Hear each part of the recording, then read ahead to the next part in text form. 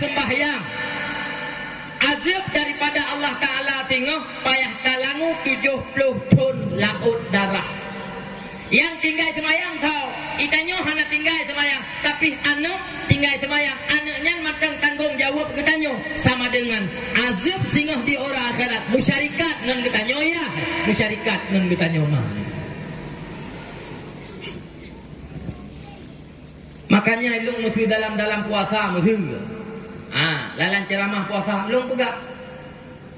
Hanjit ke sabah kebanggaan bagi ketanya mai. Terawih sampai-sampai dalam selipum bila mana anak cupa mertua ibad ke roirmu.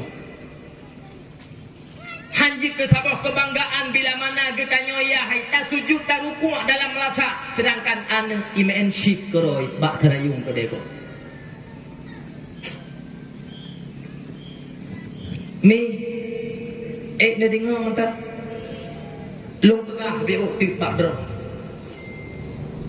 Nyo ada yang long sampaikannya cupa mertua memang kon ilmu, tapi yang long sampaikannya cupa mertua merupakan kehancuran akhlak yang tengah berat terjadi bak generasi katanya.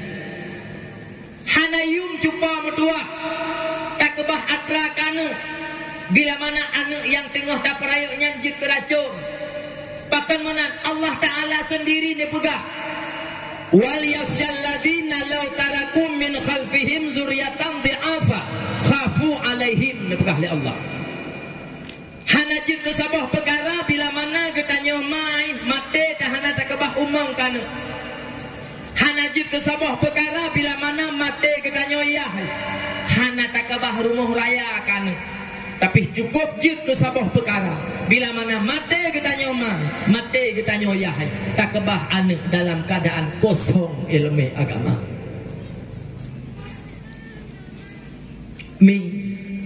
Makanya hanayum pengorbanan ketanya ke anak dra tuh iku muluh dapat jauh ke anak ule, tapi hanayum pengorbanan melimang jilbab yang kama lak tacok ku tanyo yang baru tablo kanu. Hanayum melimang pengorbanan ku tanyo mah silap swallow yang kaputuh yang kama lak tacok tak sambung tablo cupong tuah yang baru yang tuha yang kata sambung yang kama lak ku tanyo mah rata nujuh kok pati tajak. Hanayum melimang bila mana anak yang tengah tak perayu, anak yang jid keracun bagi kita. Tapi abang mertua cukup muyum pengorbanan katanya. Walaupun katanya tak diupah bagok tak lawak tumen tak pelamiat draw tu 80 ribu bagi ibi gaji. Tapi anak yang tengah tak perayu 80 ribu yang tak puau rumah, anak yang cukup mertua, anak yang jid kepenawa bagi katanya dunia dan akhirat cukup berat baju.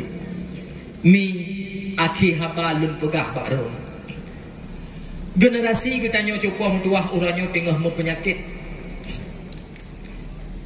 Dan penyakit yang tengah diderita oleh generasi ketanya cukup mertua. Ketanya hanjit tapit mata.